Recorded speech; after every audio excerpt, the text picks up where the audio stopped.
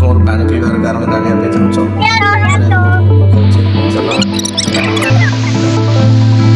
ओहो कि शांति हाँ बास सही शांति में आम बाहर जाइए कौन बुलिया कहल आइलु मटन बिरियानी खाई देछु हजम होनी बोले बुलिया पळि आइलु उपरे केडे ଜ୍ୟାକେଟ ଟା ପକେଇଛ पकड़ देलु सुंदर को हाउ ସୁନ୍ଦର ଗୁଣା ଥଣ୍ଡା ହଉଛି Dusty for there, wow. ପାର୍କଟା ତମେ ଦେଖେଇ ଦିଅ ମୁଁ ଭିଡ଼ିଓଟା ବନଉଛି ସମସ୍ତେ ଦେଖାଇ ଦିଅ ଆମ ଗାଁ ଲୋକ ମାନେ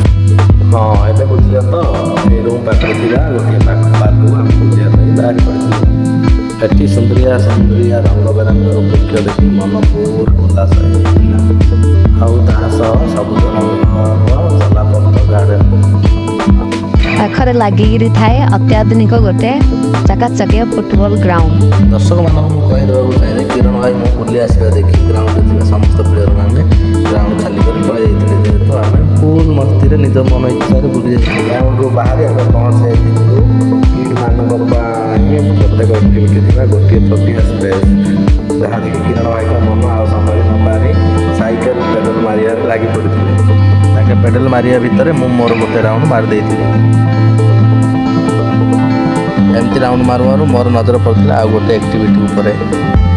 ହଁ ଆସୁନ ତମେ ଗୋଟେ ଜିନିଷଟି ଦେଖେଇ କଣଟା ହେ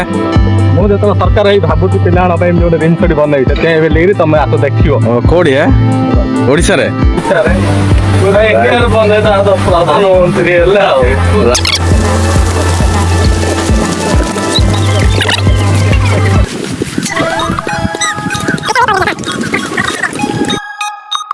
ଏଇ ଖାଲରେ ପ୍ୟାରଟା ଥିଲା ସାଇକେଲ ଆକ୍ଟିଭିଟି କରିବା ପାଇଁ ବୋଲି।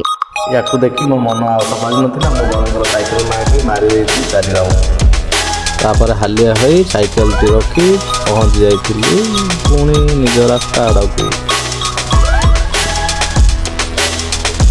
ତାପରେ ଦୁହିଁଙ୍କ ବିଚାର ଏହା ଥିଲା ଯେ ଘରକୁ ଚାଲିଯିବା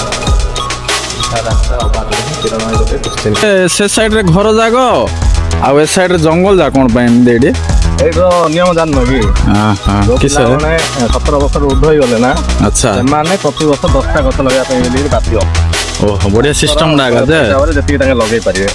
ବୋଲି ଦେଖୁଛ ନା ଜଙ୍ଗଲ ଗୁଡାକ ପୁରା ଏତେ ସବୁ ଜଙ୍ଗଲ ସୃଷ୍ଟି ହେଇଛି ଏଠି ବଢିଆ ହେଇଛି ହଁ ଜଙ୍ଗଲ ନାହିଁ କିଛି ନାହିଁ ବଢିଆ ହେଇଛି ହଁ ବ୍ୟବସ୍ଥା ଚାରିଆଡେ ସେଇଟା ପାଇଁ ଜଙ୍ଗଲ ଆଗ ଏଠି ନାଇଁ କି ଏନ୍ଜୟ କରୁଛନ୍ତି ଯେ ଆମର ସେଠି ଗଛ କାଟି ଦଉଛନ୍ତି ଏଠି ଗଭର୍ଣ୍ଣମେଣ୍ଟ ଥ୍ରୋ ଲଗାଉଛନ୍ତି ଗଛ ଆଉ ବୁଲି ବୁଲି ପୁରା ଚାଲ